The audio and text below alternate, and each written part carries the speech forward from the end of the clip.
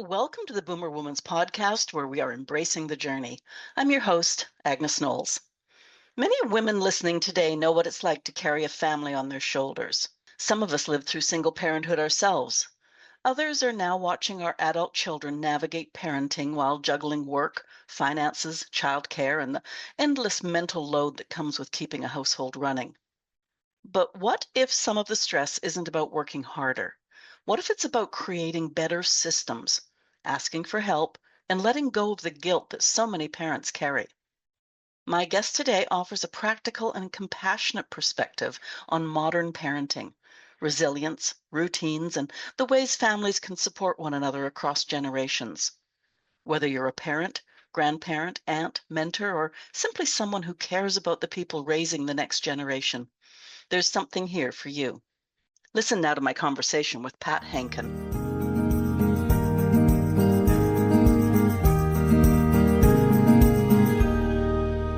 Sometimes the people we love most are carrying far more than we realize. Many women in our generation remember the reality of single parenthood firsthand. Some of us lived it ourselves. Others watched sisters, daughters, friends, or neighbors trying to hold families together with very little support. We remember stretching money, juggling schedules, feeling exhausted, and trying to be everything for everyone. But somehow life today feels even more complicated.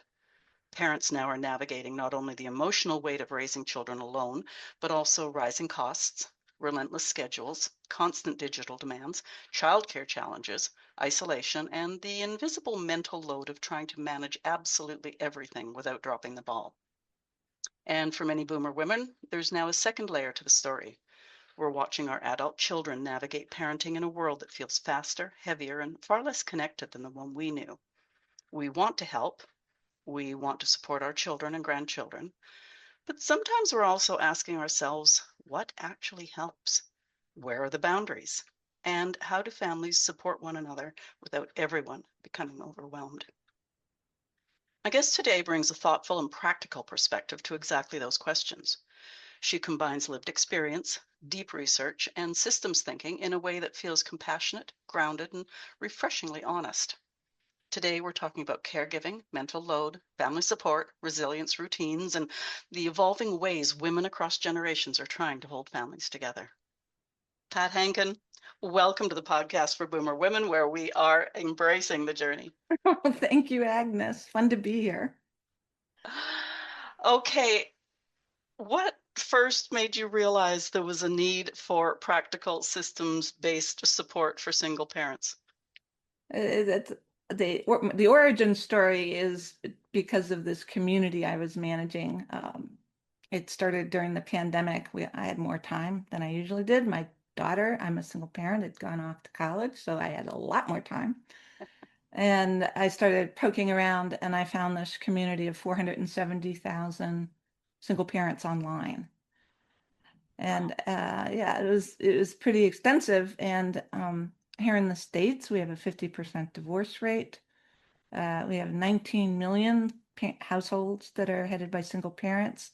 That number is probably undercounted by 50% because they only count one family member in a family group, one adult in a family group. It could be there's two households being managed, both by individuals, but that's not counted.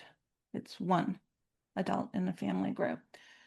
And I got on this community and I was poking around and I said, well, let me see if I can help here. I'm on the other side of the parenting journey. My daughter's off to university.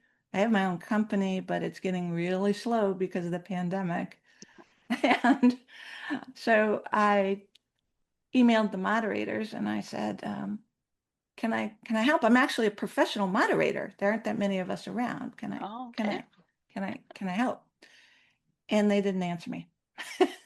So Yeah, okay. yeah, so I didn't wait for an answer and I did it anyway. And I started by just going in and say, I'll just make sure people are abiding by the rules because there's nothing worse than one of these unruly communities.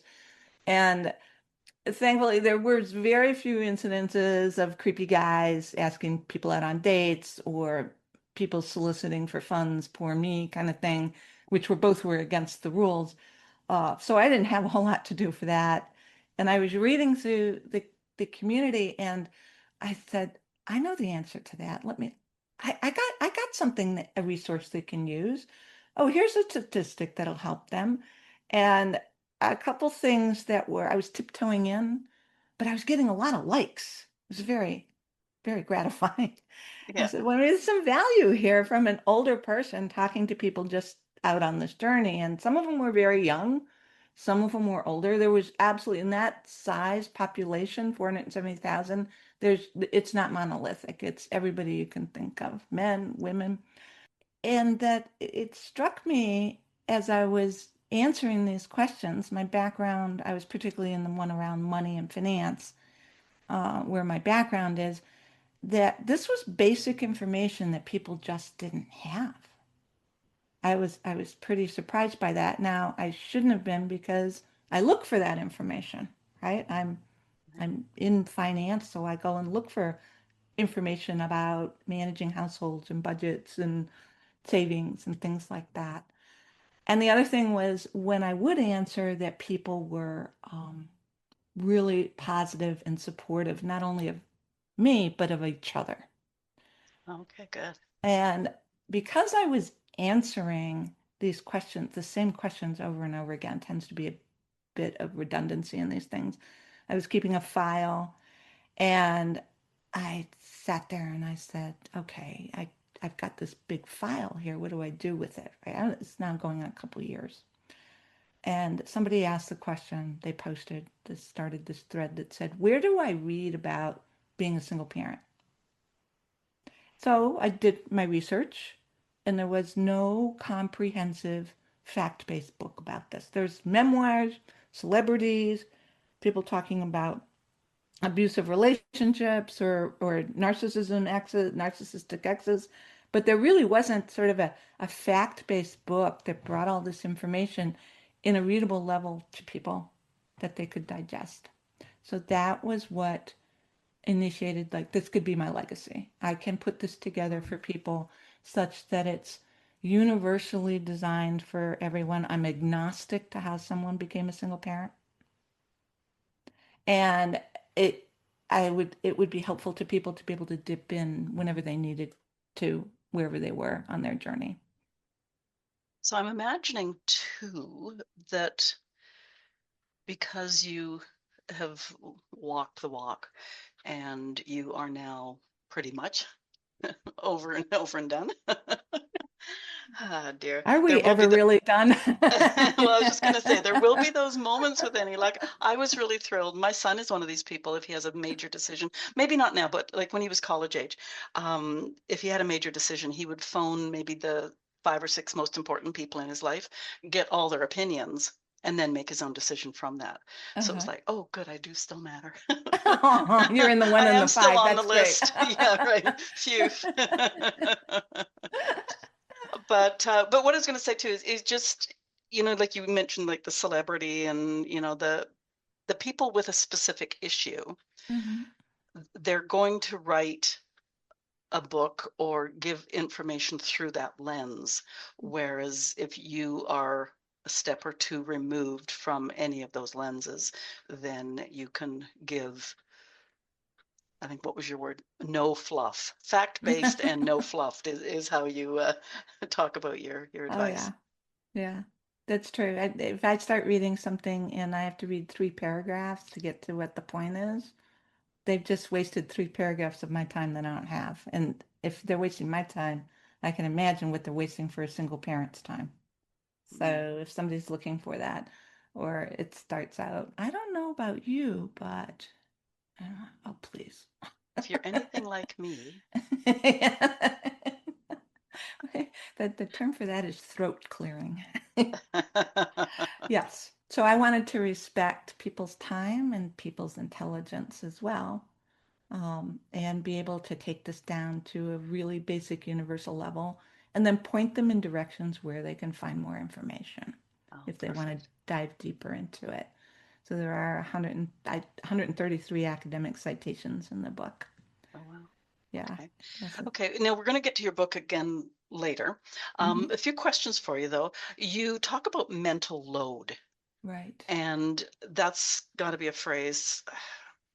I find myself, and maybe this is just a little rider, talking about women as the single parent. And I do understand that there are a lot of male single parents out there, but if I use the word women repeatedly, it is not that I don't recognize the men that are out there.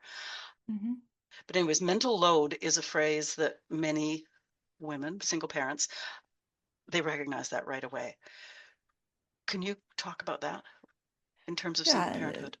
So there's actually a pretty good visual that I use, and we're just recording the audio on this, but I can describe it. It's a there's a card game. You can get it off of Amazon. It's called Fair Play, and they have 300 cards in them. And you're supposed to sit down with your spouse, your family, or partner, or whatever, and each of those cards has one of those tasks to managing the household, the family, the kids, from everyone from pick up from the doctors to make the doctor's appointment to school drop off, sports, going to a job, coming home from a job, you can imagine there's 300 of these, and there's some blank ones for the ones they forgot. And I actually played this game with someone, and I said, okay, why don't you divide this between you and your partner, life partner that you have here? And he sat there. He was actually here fixing my computer. And he sat there, and he divvied up the cards, and he ended up with just about 50-50. All right, that's the Dunning-Kruger effect, right? Probably isn't 50-50.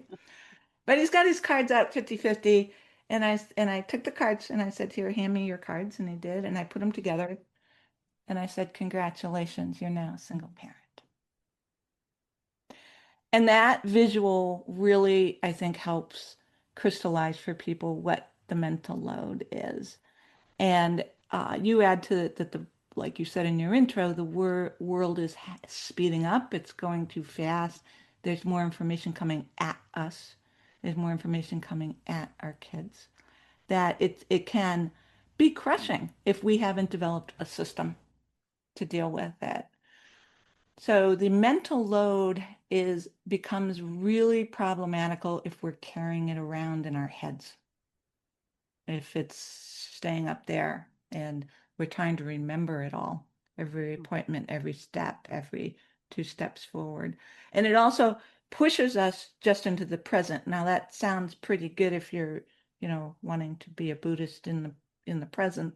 It doesn't work if you've got things that you have to do later in the day or the next day, which you're responsible for. So it's important that you develop a system for this. And one of those systems is to write it down.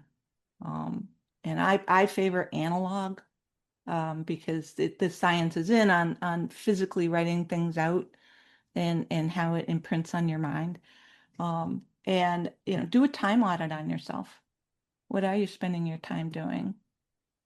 And then from a systems perspective, which means you're looking at, the bigger whole, the bigger picture here. Look at how many of those things are low-level tasks that you can just stop doing.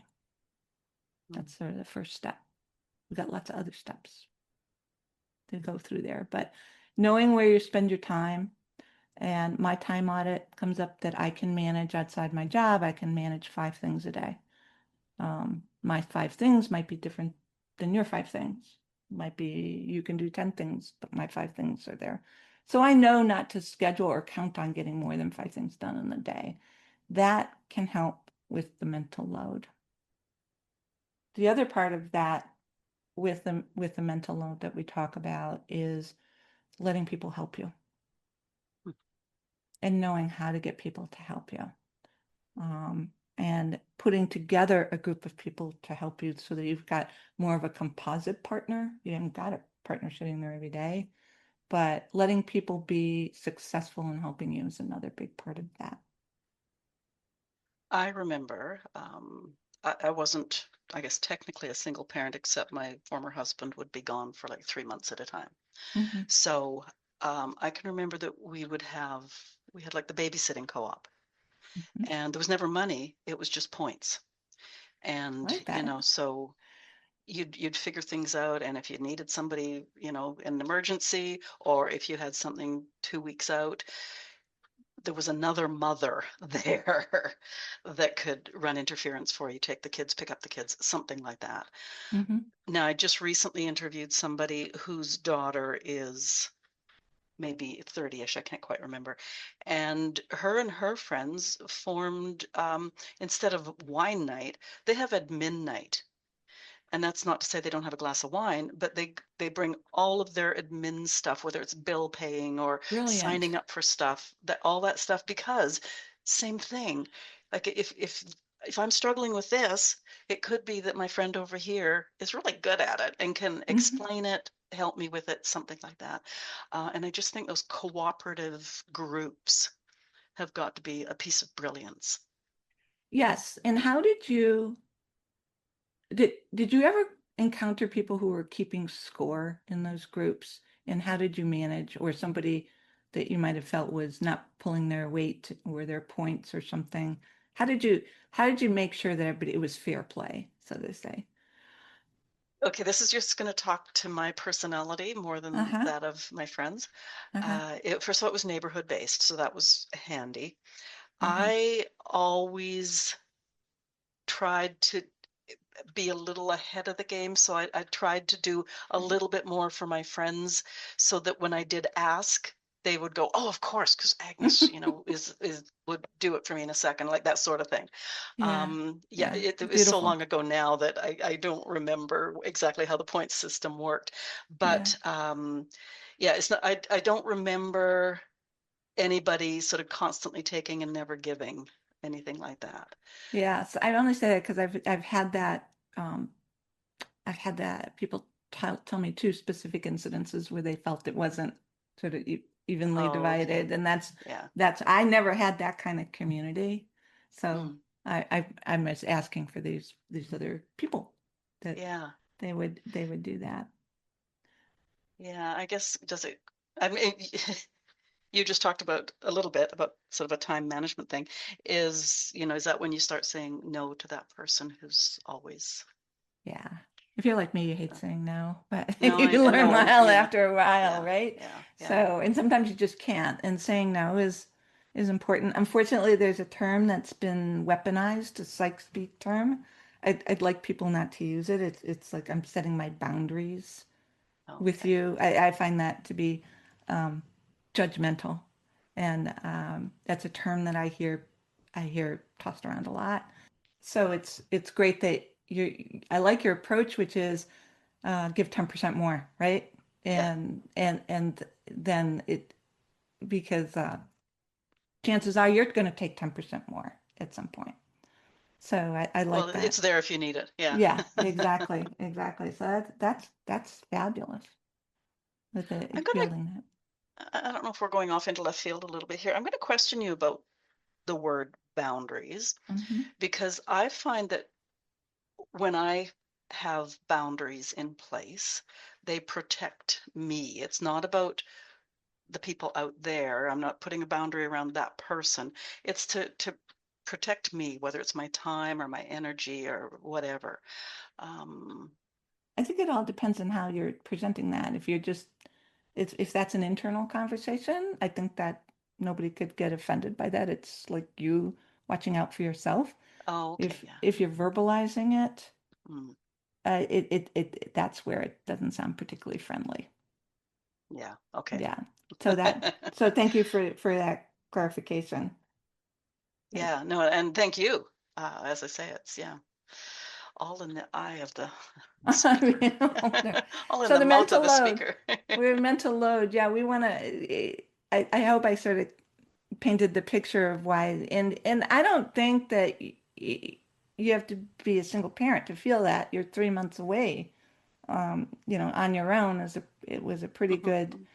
And actually, now that you're talking about that with your partner, spouse, husband being away for 3 months, that's actually a pretty good way for single parents to think about what they're going through.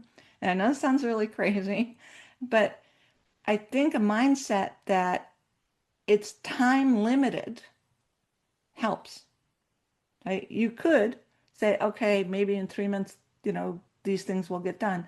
For a single parent, we like to keep reminding them that It's not forever. Kids Mm. do get older. They can take on more.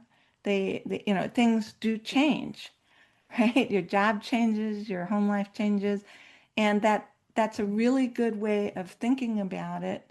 When you're in a highly stressful situation, it won't be forever, and it'll probably change next month. But it gets you through to being able to carry something that's really hard. Yeah. And I had a single parent across the street. She had adopted a young child, an infant, and she had this thing where she just wouldn't fix her house. Not, that she says that's post college. I'll get a new roof after college, and I like that. She says it's benign neglect in her very New York accent. Oh, there you go. Oh, dear. Yeah, I can remember well, I always had a 4-column day timer, and each of the children had a column. And I Mm-hmm. remember reaching the stage where, because it seemed like I was always driving somebody to something, of saying, guess what? You're old enough now to put your events and activities on the calendar. So if you want a ride somewhere, you better make sure that it's on the calendar, because I refuse to listen to anybody who says, "Ah, Mom, I got to be at soccer practice in 30 minutes." Like, fine, figure it out. Yeah, Because once again, with, the load can be, as well as mental, part of the mental load can be physical as well. it is. And You have to be yeah. in certain places at certain times. So writing it down, having other people write it down, and as look, a 3-year-old can put away their toys.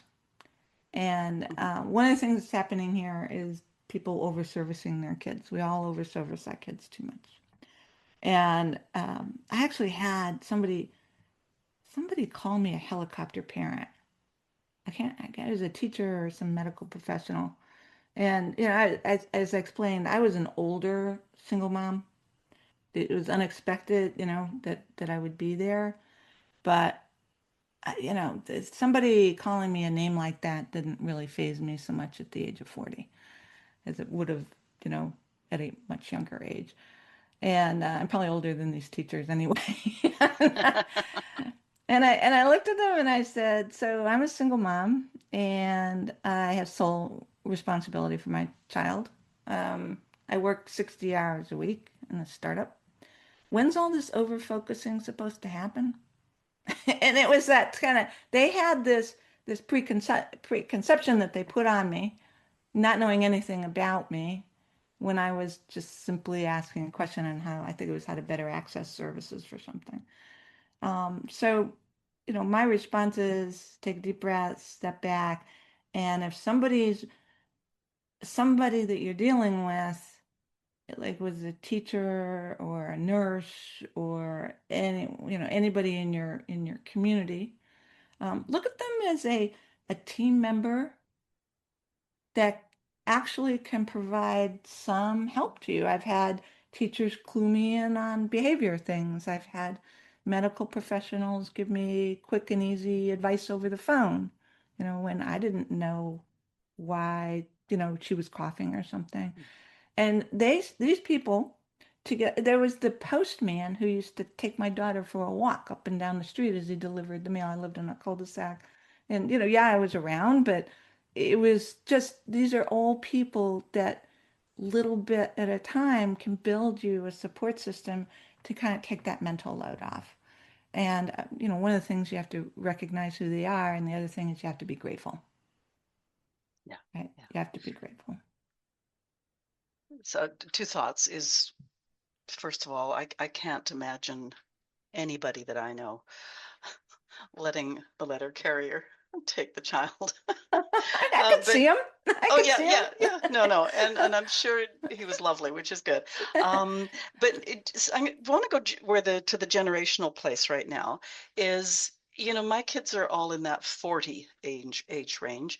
I'm Hmm. sure in that group of 470,000 people, there's a lot of people with young children. Yes. What differences do you see in terms of what it was like compared to what it is like?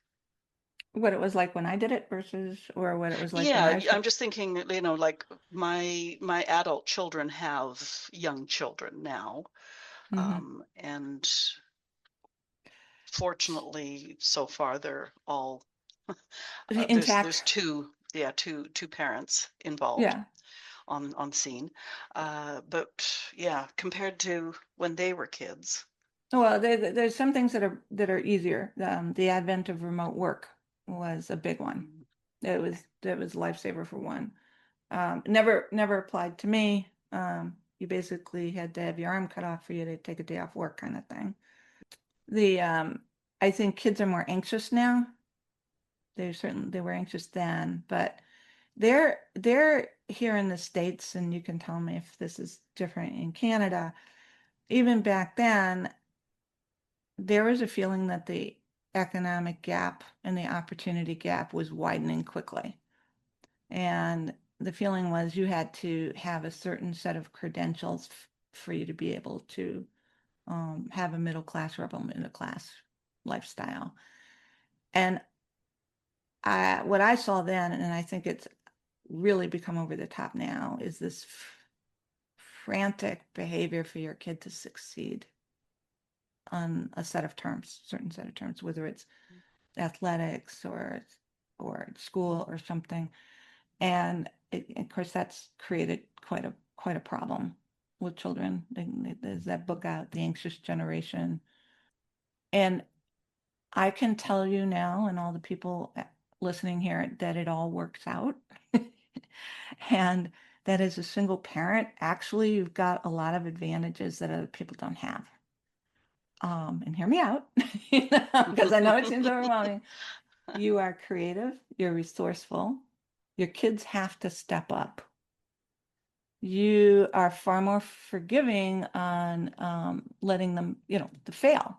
The whole lesson on letting them fail, building resilience. These are really single parents make great employees, contrary to what HR might think, but they, they really they really can pretty much take whatever's thrown at them, right? They've got this resilient muscle that they've been building, and this gets passed down, right? It gets passed down to your children, and to the extent that anybody has someone close to them that's a single parent, I mean, you can certainly feel their pain for all the problems that get created with it in terms of time and money, but you can temper that with, feel relieved that these are skills that they're developing. That really is exceptional when you think about it in this day and age. Developing and modeling. Yes. The difference also now is this convenience culture. Everything can get delivered to your doorstep. It's kind of good and bad. That kind of eats away at people's resilience. Oh my gosh, I have to actually fill out forms for my health and company. Well, you don't have that problem up there. We have a nightmare of a health system here. It's famous, you know it. But being patient with that, sometimes we just take your admin night. Yeah, I was gonna say that thought came to mind. You know what? There's actually a term for that. It's called body doubling.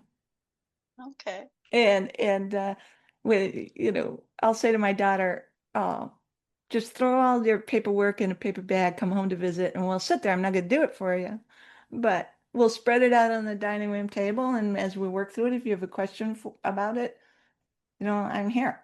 And this helps. And it doesn't. I don't do it for her. Yeah. So it helps her learn it, but with the security that your girlfriend is sitting there right next to you on admin night. So that's a really Yeah. good thing to suggest to other parents. And the kids can go play in the other room too. Yeah, and because the kids, as soon as they've got other playmates than their sibling, they're much more easily entertained. Hopefully. Yeah, it's sort of different too. As you were talking, I was just thinking about my eldest grandchild is 16 now, and he loves spending time with me. And I can say that quite honestly because I will phone him and say, tomorrow is Sunday. Are you coming over? And Aw. I never, even at 16, I'm not getting a no. Aw. And it's kind of fun. I think the novelty for him is that my life is slower paced. And even though I live online and I talk about AI and all that sort of stuff, he knows that, we might get on the tools. We like, as in like hammer and saw tools. Oh, I thought We you were talking about the AI tools. Yeah, no, no, no, no. He's got enough of that. um, go for a bike ride, like that sort of Hmm. thing. So, Hmm. like, I guess spend my time with him like I spent my time with my own kids, which was pre-internet everything. And yeah, so I asked you the question about the different generations, and as you were talking, it was becoming clear to me how I see Yeah. the So difference. yeah, fighting this online life is really important, and it is. It's hard to resist. You've all read about how they construct these things to get people the dopamine hits and things like that. I will say for single parents, not much gets done without the Holy Trinity, which is food, sleep and exercise or movement. It's extraordinarily difficult for the third one because of time. Mhm. Um, and the being able to get your body to move during the day as opposed to move from task to task is a challenge. And if you're talking about people in your life or that you're close to or a neighbor that's a single parent, figuring out how you can buy them that time is going to Mhm. help them more than, and even if it's just for 15 minutes for them to go walk around the block, to go take a walk in nature, in the park or something like that is is incredibly helpful. Dropping off a meal is incredibly helpful. Um, Not just for sickness, just because I made extra and I'm going to drop it off to my New York single friend across the street who couldn't cook.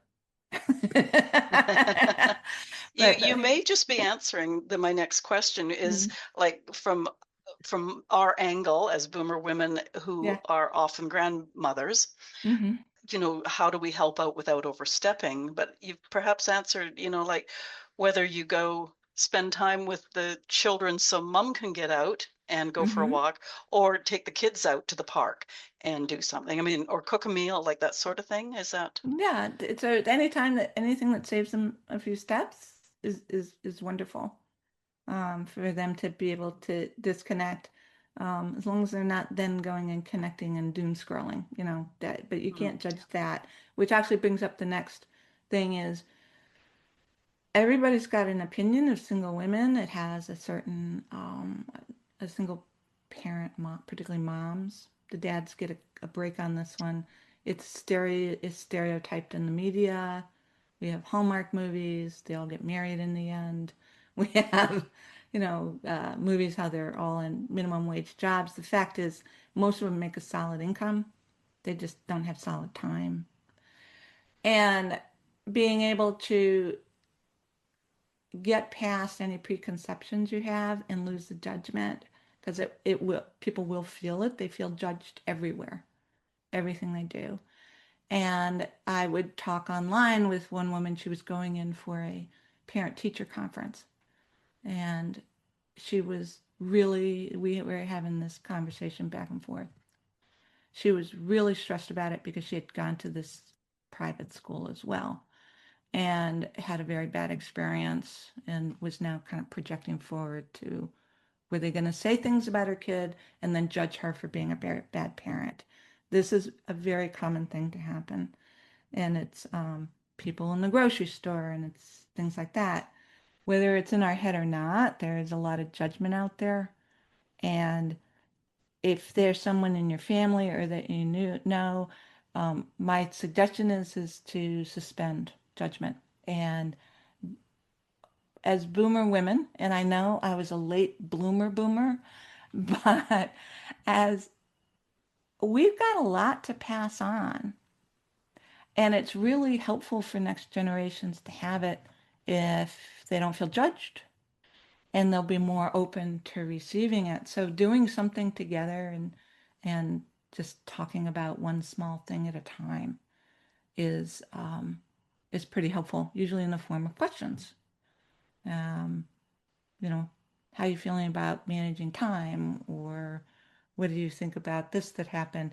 Being able to have a conversation that's around questioning will oftentimes, if you've got something to pass along, is will make people more open to hearing it. Doing something together, like cooking together, that's always fun. Doing admin work.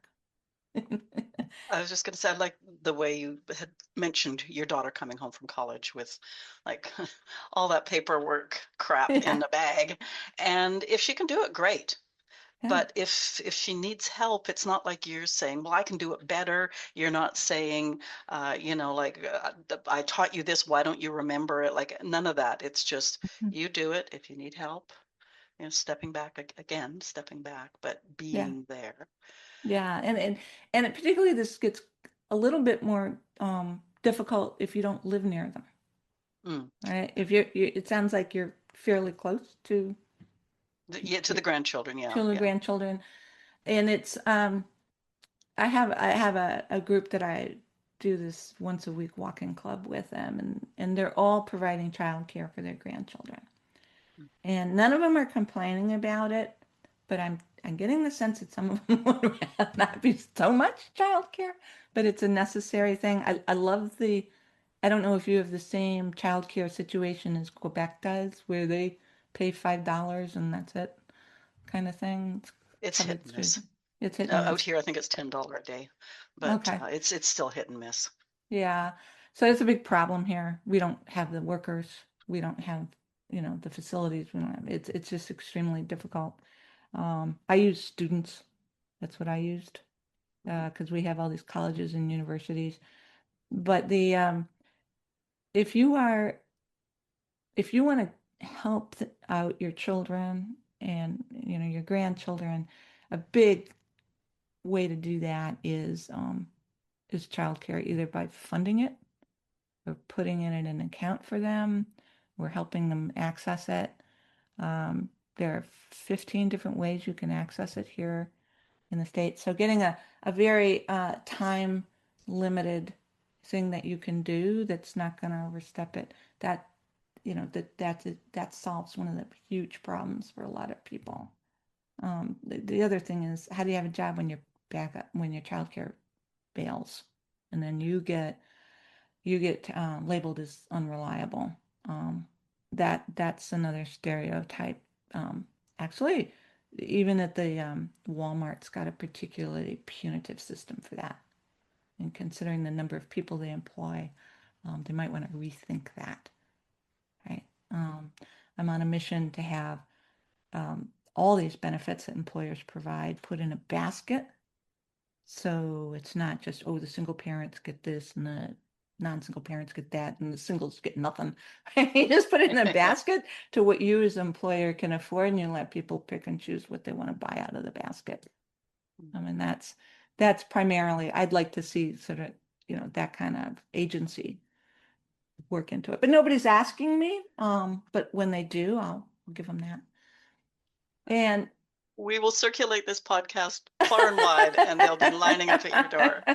yeah, yeah, we need to go, like, unfortunately, we go state by state laws, Okay. and then there's Yeah. the federal law will never happen, but it's all pretty scattered here. That's what makes it fun. Just don't move ever during your child raising years. Well, let's talk about that. So these things do end, and these things do change. It does get better.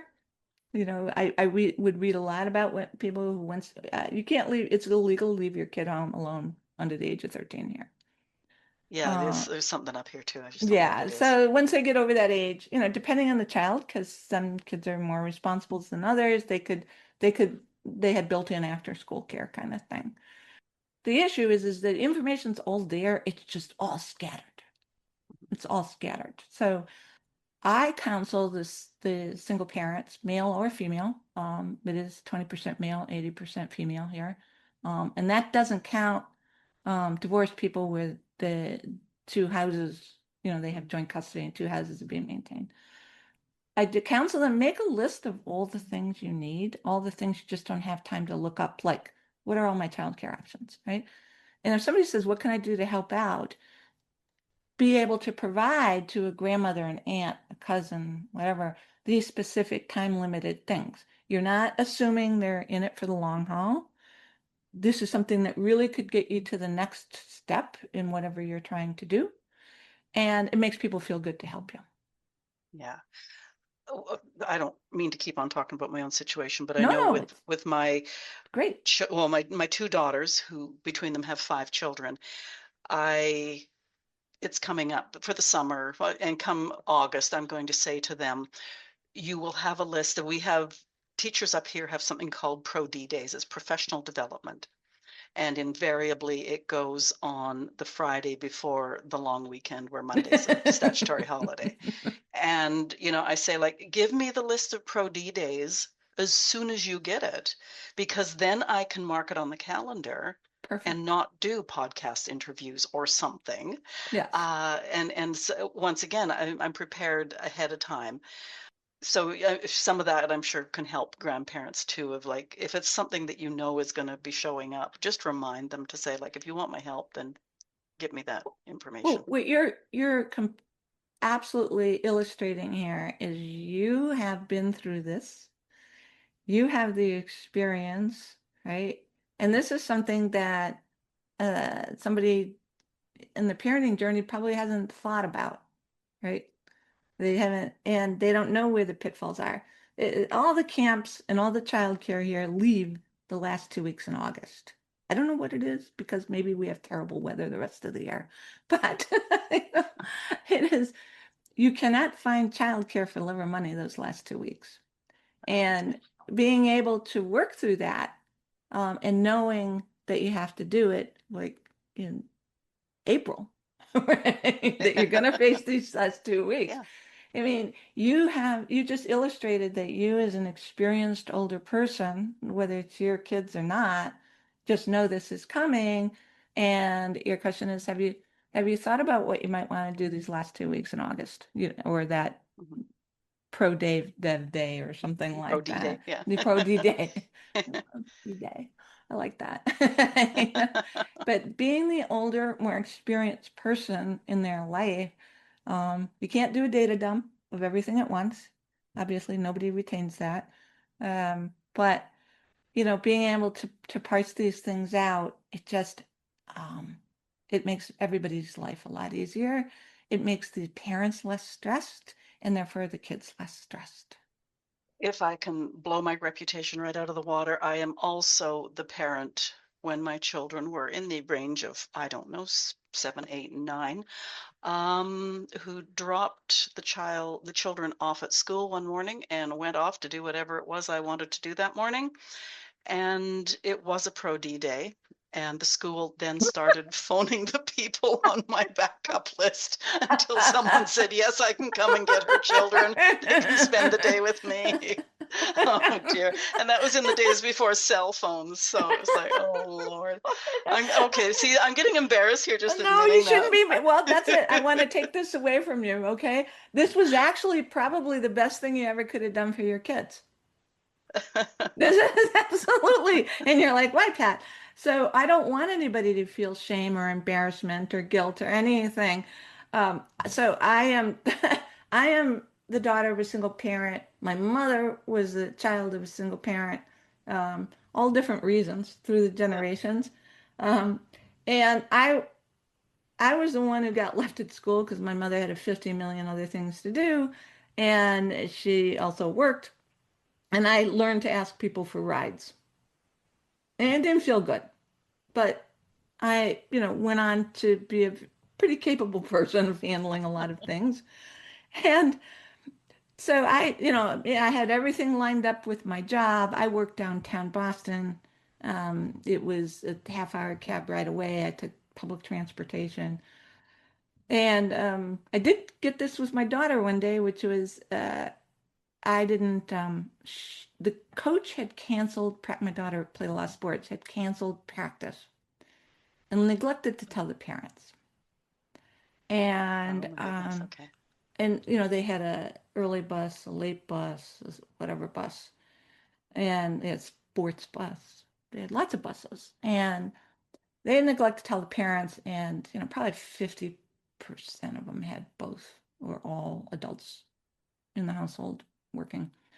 But my daughter knew, this was middle school, to go into the office and have them call me because this was just on the cusp of, oh, there were cell phones. I just wouldn't let her have one. So they just started. And this is what was the result of us having an analog life, right?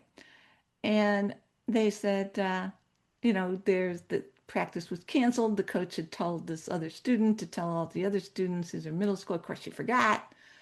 So I said, okay, I don't want you walking the 3 miles home. I mean, this was, a bit too far. And I wasn't sure she even knew it was pretty new school.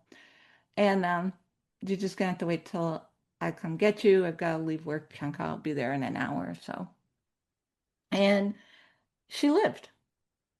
And she knew what to do if it ever when things don't go as planned, right? So I think what happened was a way of the universe telling you, you know, it's okay to let your kids be in a situation that they didn't go as planned, right?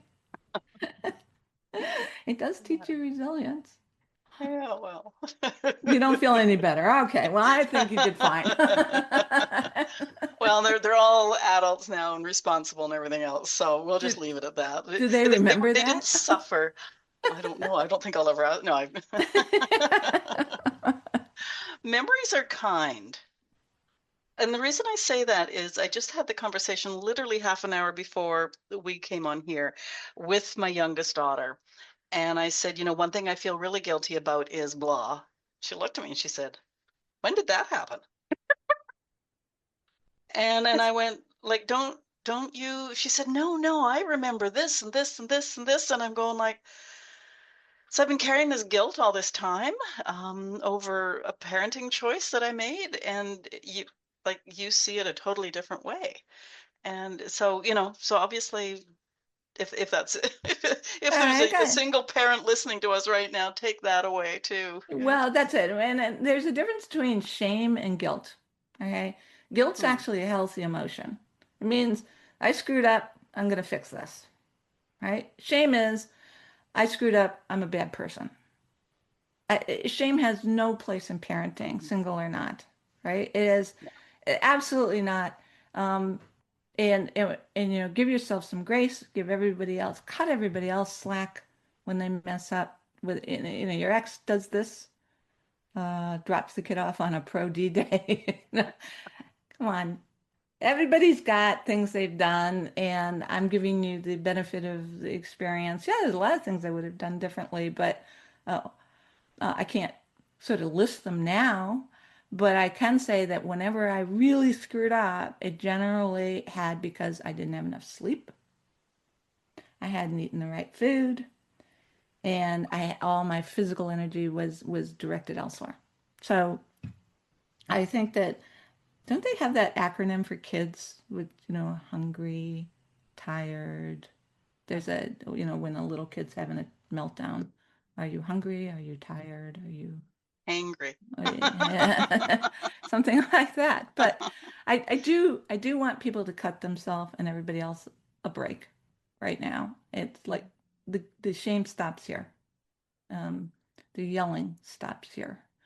The talking badly to yourself stops here. And as I said, this doesn't go on forever. It is perfectly okay to mourn the loss of your expectations. Nobody signed up to do this. Nobody grew up saying, I want to be a single mom when I grow up, or I want to be a single dad. There's a change in expectation that has to be grieved, and you are perfectly allowed to do it. I just don't recommend it being the focal point of your life. After you've got the kids out of the house, then if you want to do that, then that's okay. Got other things to do in the meantime. you know, and there are there's a lot of conventional advice out there that just doesn't work for single parents, particularly around finances.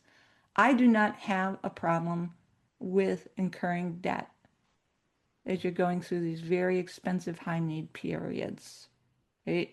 As long as you know how you're going to pay it off in the future, you got a plan. Credit card debt's kind of like the short road to nowhere.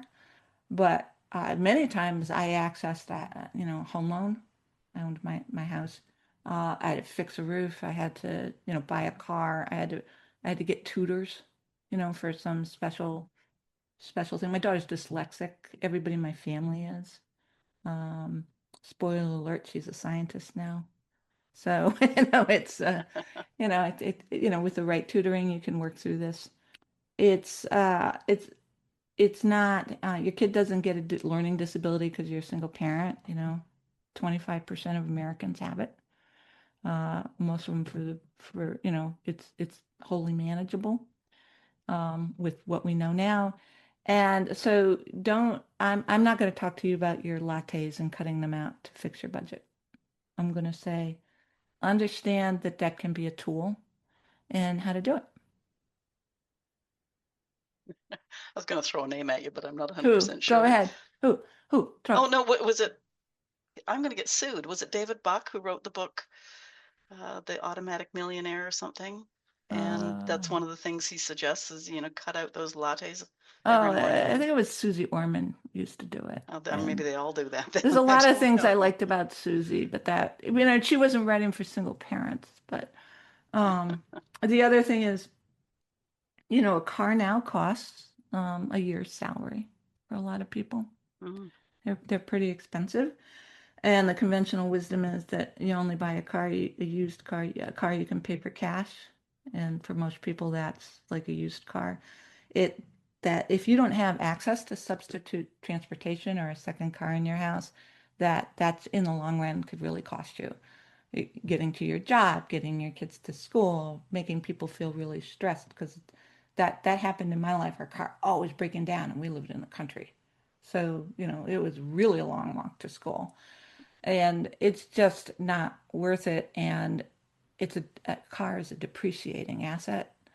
And I have not had any pushback from those financial celebrities about this. In my mind, that if you haven't got the money to pay cash for a new car, which most people like unlikely, then I suggest you look into leasing, mm.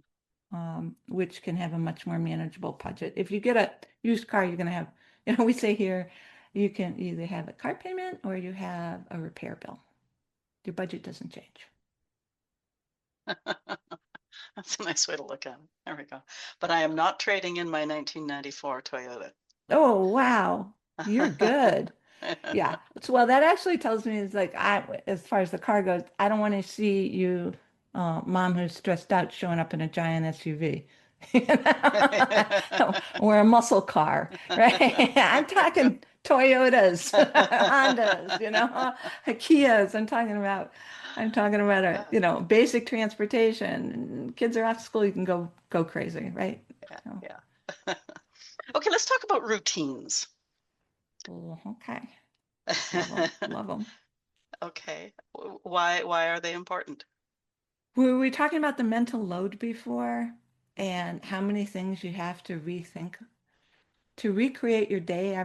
If you know what you're going to do during the day, it creates a completely it just it's a level of work that what I call low level, right? To redo the same thing every day and think, what do I have to do today? When the fact is, with children around, it's pretty much the same thing. Yeah. You get up, you make breakfast, you put that together, and the variables are the after school activities, and then kids really like routine. I had a really big lesson in this when my daughter was about 5. I took her to Iceland, which Iceland here is like a weekend trip. I know it seems very exotic to people on the West Coast. Um, we went to go visit family, and she hadn't seen it, and I had lost my job, so I had free time. And you can get a cheap flight shoulder season for a couple $100, and we went, and she was miserable. The food was unfamiliar, she wasn't sleeping. She was completely overhyped from all the things to see. And somebody said to me, "Well, Pat, kids like routine." And I went, "Yeah, I guess I figured that out now." This is the first time I'd ever taken her out of the routine. So it can help you to have a routine as well for your sanity. It's a time saver, and it also forces you to budget your time well. And you want to budget your time not only just for work and school, but for the rest of the balance, which would might be family in your case, or just having fun together. So to budget a day or an afternoon where you don't do work, where you get out of the house, if it's good weather, you go walking in parks or you travel to the seashore, but making a sacrosanct day that you have nothing scheduled, and it's not a flex day, right? Somebody can't, there's your boundaries, right? People can't come in through that without a passport. And being able to leave that open space in your life is so important. No matter parenting or not, it's an important thing to block off that time on your schedule. For us, it was Sundays. After after the after we get the chores done in the house, we have a routine about using Sunday to set for the rest of the week, right? The food gets cooked, the clothes get laid out, the laundry's done, and then we take off after lunch. And could be a museum, it could be a walk. It does not have to be expensive. It just needs to be fun. I can remember, and I joke about it from time to time, that my children knew what bribery was really early on. Because when I was a single parent on those months, I would sometimes, need to do, I had this strange job, it was like piecework, and I'd say, okay, I need it was middle of the summer, whatever, so there was no school. You guys can play either in the vehicle or at this playground right next door. I need you to stay together. I need you to keep an eye on each other. I need this, this, this, and this. So all my needs. And Mm-hmm. I said, and when I am done, we will go to the ice cream shop and you can order whatever you want. And I Ooh. would actually say, this is called bribery. You will not hear me bribe you except when it's very important. So yeah, it's I guess Well, I was thinking that as you were explaining, Sunday morning you're doing, the laundry, figuring out the meals, all this sort of stuff. And then in the afternoon, I was thinking, boy, if the kids knew that the afternoon was going to be this fun thing, whatever it was, they'd really hone pull in on those together. chores Yeah, and get the yeah. chores done. And if the expectations there, yeah, there gets to be pushback. Um, when they're teenagers, Mama, I don't want to go shovel the snow. It's the reason my daughter moved to New Orleans. It was that there's 3 feet of snow that we get, but the she knew what to do, and she knew how to calm herself in a highly stressful situation, and she knew how to take breaks. And all these came from this was the only way I could operate. There was no family around, there was no care. Um, Hiring someone, I would bring in college students or high school students, to be there, but um, it was the only way I could function to get from A to Z. And the things that we would talk about in the community was to do less, and everybody start laughing. And I talking about there are things that I just don't do. I don't sit. I don't enjoy sitting in getting a manicure. I can't sit still that long. It takes hours. It costs hundreds. That might be something somebody might not want to give up because that's their me time kind of thing. Mhm. I get that. But there's got to be a list of 20 things that you can let go. And I'll give you an example because we talk about this in terms of system. You mentioned systems design in the beginning. So for many years, I was a management consultant, which is a fancy way of saying companies hired me to solve a problem. And they paid the firm I worked for a lot of money for me to do some pretty basic things, but sometimes you just need someone else to come in and say you could do this. And the big thing was, I remember there was one job we were in, and um, they were producing this one unit, 300 reports. And I sat there and I said, okay, I'm not going to go look at these 300 reports and try and decide their benefit or not. So one by one, I told them, just stop producing this one, stop producing that one, stop producing. Like, stop producing those 10. And we get that, like, and they like, what do you mean? I mean, people count on this report. Let's see who misses it. The truth is, they only missed one of the reports from 300 to 1. Wow. So I'm saying, stop doing things, in your house. System design it. You're now a global management consultant. Find something and just say, I'm gonna stop doing laundry every week. Just have extra clothes on hand. I mean, we all have too many clothes anyway. Um, you know, you can you can just stop doing certain things and see who screams. Then you can put it back in. So it is possible to take a page out of those people who used to pay my firm $400, $500 an hour to have me tell them to stop doing things. Well, it's funny because I actually was just going to ask you, like from your practical lens, why do Mhm. systems often succeed where motivation fails? But everybody knows I have my notes, I have these list of questions, and we'd be talking about something, and I think, well, that leads into this question, but then I'm going like, the answer is that mental load. Like so many things just come down to that mental load. Why Mhm. should you do that? Because it reduces your mental load. Why should you Yeah. implement that? Because why should you have the backups? Why should you? Because reducing that mental load. And then I used to say that the first thing that went out the window on those 3 months sessions that I'd be single parent was my sense of humor. No, no, you can't lose that. And and like how many single parents would agree with that their sense of humor has just it's gone. Mhm. Whereas if you reduce that mental load, it gives you time to find something fun again or to have fun with the children or child.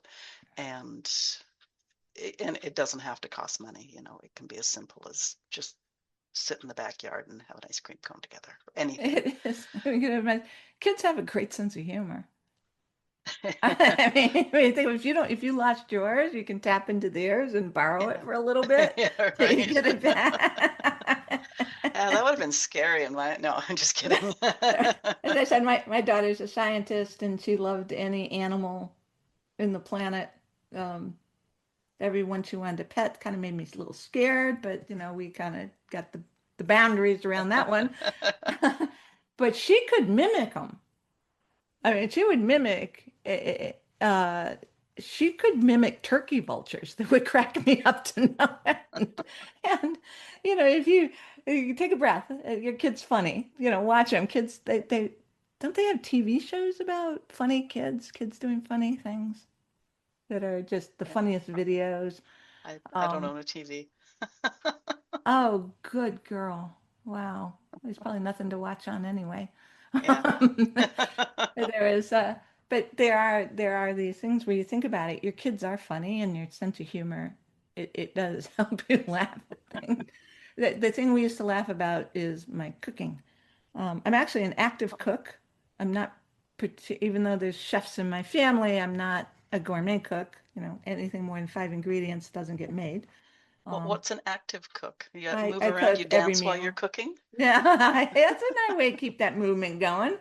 Uh, I don't do a lot of takeout. Oh, It's okay, yeah. yeah, and it's kind of not very healthy here. And so well, I might put something on the table. I'll cook 2 days a week, Sundays and Wednesdays.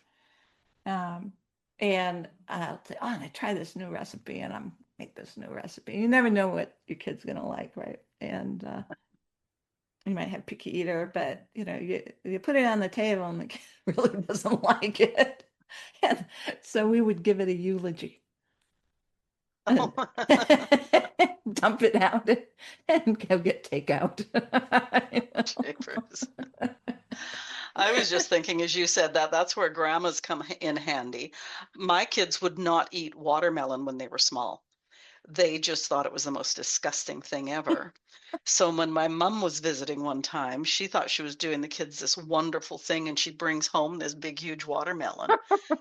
And I'm going like, oh, what do I do? Like, I don't want to offend her, right? Like, she's really Yeah. thinking she's done something fabulous here. My kids oinked back that watermelon. They thought it was so good. And of course, as soon as my mother went home, I said, like, okay, like, so do you want to explain this? They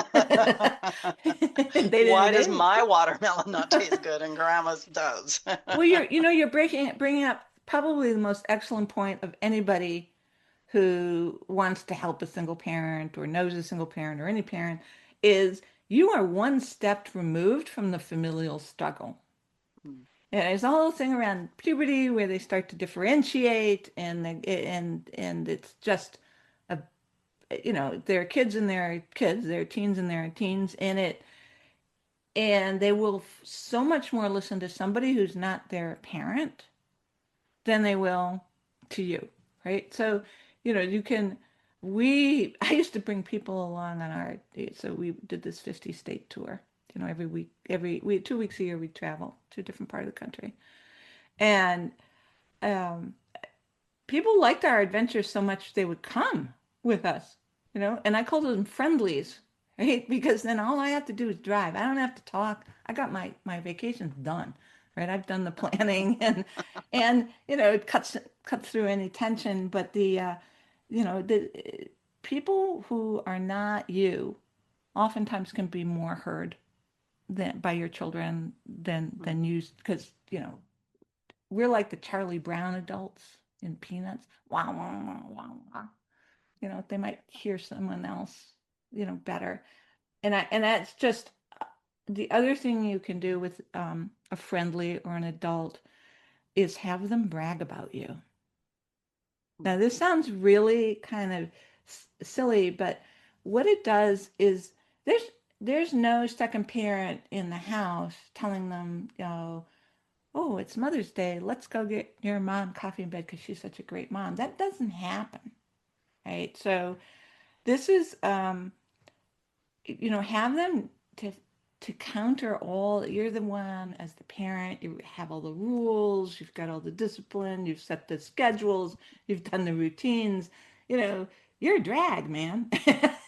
So be able to bring in someone who says all the most wonderful things about you is is it balances the scale, and it's something as that's a time limited thing that another adult can do for a single parent.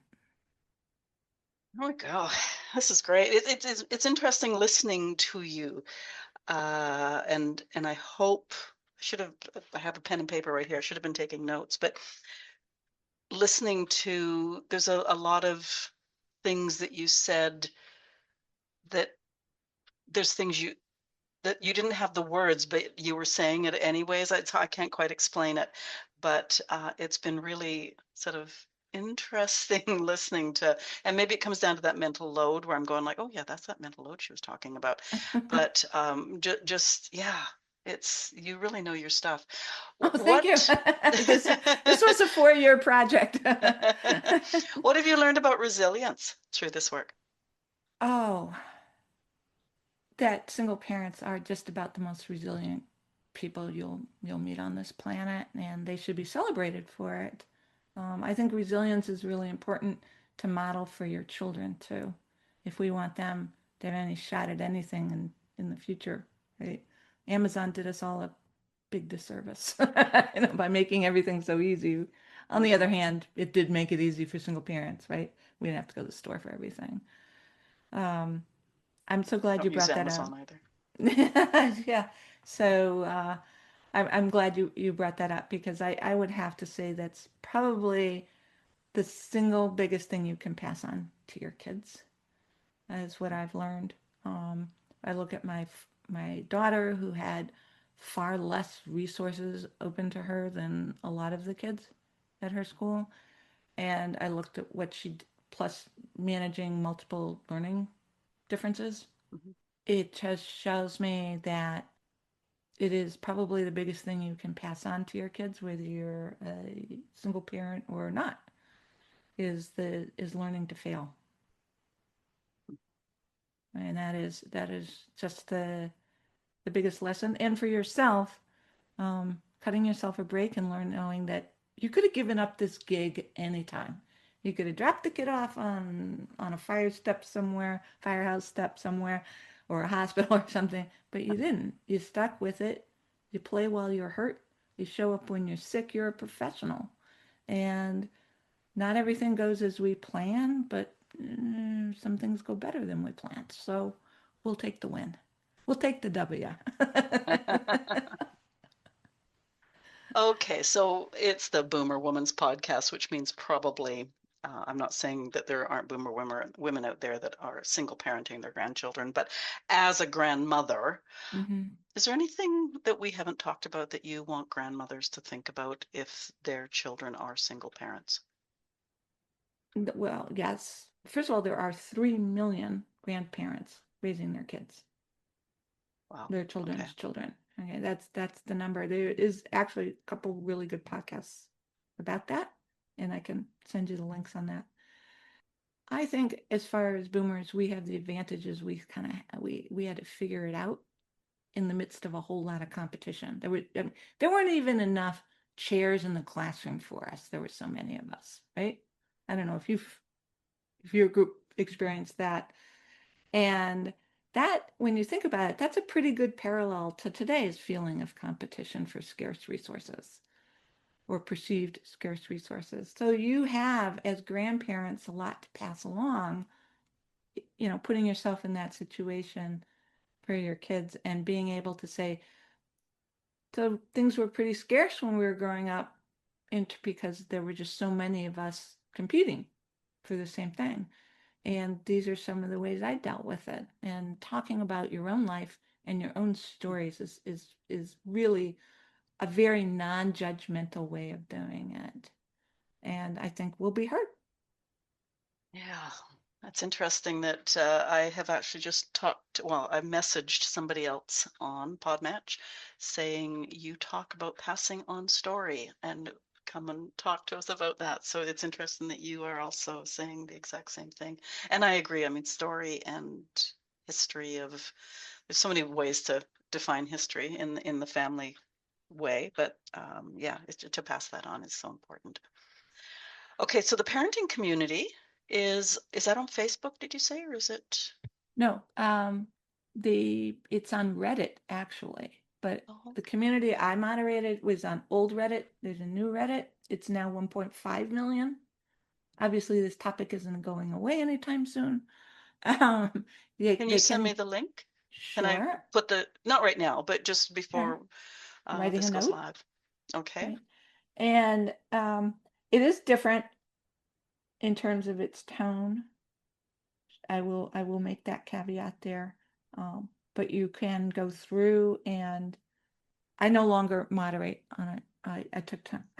Stepped away when Reddit went public. They took away our Um, okay, so list listeners of just forget names. that. No, I'm just kidding. Okay. No, but there is. I'll send you the new link, but you can find there's 3 single parent communities on Reddit that are quite Oh, sizable. okay. Dads, Okay. moms in general. Okay. So I promised we'd go back to this. The Field Guide for Single Parents, Practical Tips to Gain Control of Your Life. You wrote the book. I did. I did. It's available on Amazon, and 10% of the libraries in the States have already Oh, ordered it. I can't see the sales to Canada. And if you don't want to buy it, you want to ask your library to order it, they will order it, and you can look at it and then decide if you want to buy it. It's meant to be written in, but don't do that with a library book. So it's like for lack of a better word, like a workbook kind of thing, is it? Oh, it has wide margins and Oh, okay. Oh, that's white good. space so you can make notes in it. It's not Oh, a cool. workbook. I should probably do that, but I am putting up a lot of the resources and charts online at pathankin.com. So you can Okay, I just download flicked over there. those. Yeah, you've Yeah. got all sorts of resources Hmm. on your website as well. And you can flip to the end notes where you can find out more information on a particular topic if you're interested. The book is meant to be, it's a reference book. It's meant to be dipped in whenever you want to. Not every topic is going to be of interest to you. These were the four main themes that came out of my work with the community that were pretty common, which was around um, your health, both mental and physical. I believe that single parents deal with internal vulnerability and external stress. This helps with the former. Um, Money, how to earn it, save it, and invest it. My favorite topics. Same for time management and being able to make time when you have none. We talk about relationships with your kids, with dates, with exes, and we talk about recreation, having fun. Cool. Now, you said it was on Amazon, but for those of us who don't use Amazon, is that Mhm. something we can go to our local bookstore and say, "Oh, there's Yes. this fabulous book. Can you bring it in?" They will. Okay. If they don't have it already, because it's been popular with the indies, it's at Oh, Barnes and okay. Nobles, and I don't know about Books a Million, but you can ask any bookstore to order a book. Yeah. Always Okay. support your local bookstore. I'm a big favor of that. Support your local library. Totally understand the Amazon thing. Totally understand it. You can download it on a Kindle. I'm not sure a reference book goes well on a Kindle. Well, it's really hard Uh, to write it in the margins on a Kindle. yeah, it is. I turn the page and it's still there. I'd be really interested to see what you write in your margins, Agnes. On my Kindle. I will tell you, I had an 86-year-old relative get it, support the family member, and the paper management, where we talked about all the paper we have to manage this, it was eye-opening to her, and I'm like, I guess we never stop learning. Yeah, I don't write in the margins so much as I do read books with a highlighter in my hand. Okay. So Everybody, like, it's that tactile yeah, kinesthetic learning. yeah, And and not every chapter will be there. Every chapter could be there, but I hope it takes everybody through their journey with their single parent in their life for themselves. yeah, And let me know what you think. I'm reachable through the website. It's a monitored email. yeah. And I'd love to hear feedback. I like to hear from people what was useful, and you know, it's an ongoing topic, so I hope to be doing more on that. Okay. I did cut you off earlier because I want to ask you specifically, when everybody's listening with pen and paper in hand, Hmm. uh, what is your website? Where do we find you on that World Wide Web? Then the World Wide Web is pathankin.com. PATHANKIN. Okay. Pathankin.com. I don't see you on social very much, except possibly LinkedIn. That's it. Yeah. Okay. No. Somebody says they want to put up Facebook. Give me a call. You don't do Amazon. I'm not on socials. There you go. You know, that's Anti-social media? anti-social media. That's pretty. I'm gonna write that down. Oh, yeah. Um, I have no problem with other people. I think Facebook has been wonderful for single parents. There are 88 single parent groups Oh, wow. online on Facebook, mostly, for local things, most of them about I was going to dating. say, I think every neighborhood in the world has a Facebook group Right. for parents, if not single parents. Yeah, and then a lot of them are on dating, and that's, you know, not the topic at hand here. Yeah. That's a whole nother topic. And so being able to manage the time, I think Insta is probably the bigger one for that. Mm. But let me know. Let me know your Facebook single parent group and what you think of it. Send it my way. Yeah. All right.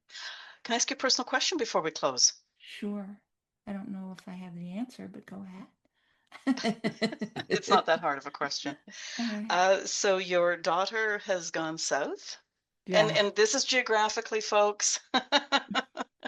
You've pulled back from Oh, very funny. Got it.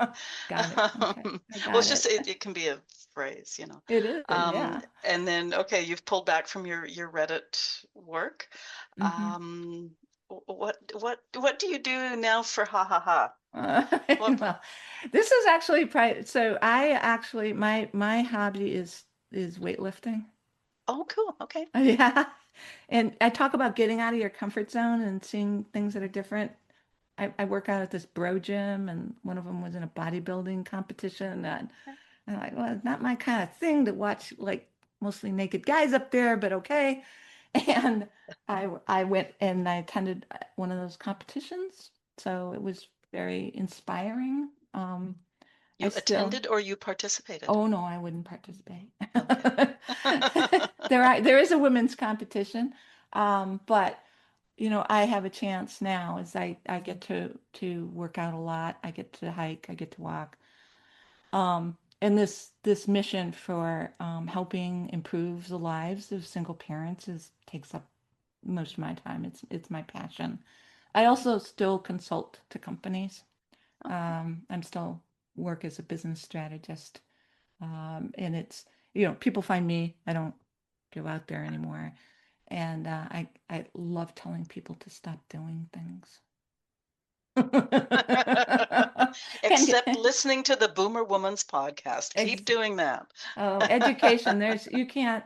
I've discovered so many things, just having the time to be able to listen to podcasts, which were not a thing, right? When I was Yeah, yeah, raising no, my absolutely, yeah. daughter, and the fact that you can multitask while you're doing that is Exactly. fabulous.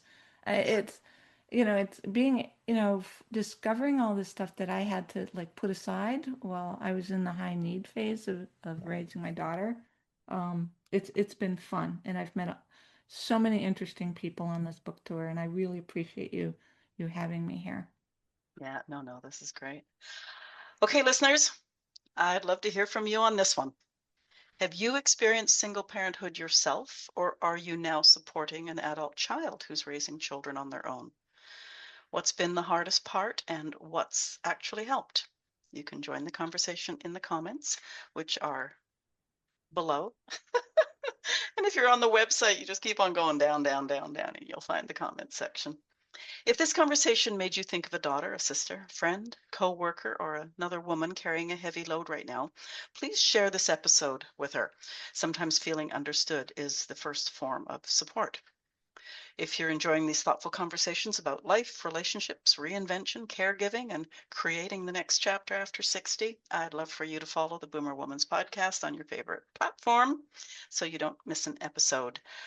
If you like to listen early, I release each episode on Substack on Wednesday evening before it goes live everywhere else. Pat Hankin, thank you for being my guest today, and thank you for bringing practical wisdom and compassion to a conversation that it affects so many families. I couldn't believe the numbers. You started with them, and that just yeah, blew me away. So thank you for all that. Oh, you're welcome, and thank you for being willing to talk about the topic, which a lot of Yeah. people, don't know where to start. Well, it's interesting that once you have those numbers, it's like it's important anyways, but suddenly it's like, holy crap, like there's a whole bunch of people out there that could do with support somewhere. Yeah, and So hopefully we can get them a first couple steps to getting that. there you go. I appreciate you. Yeah, no, I appreciate you too. Thank you. Have a great rest of week. You too. Bye bye.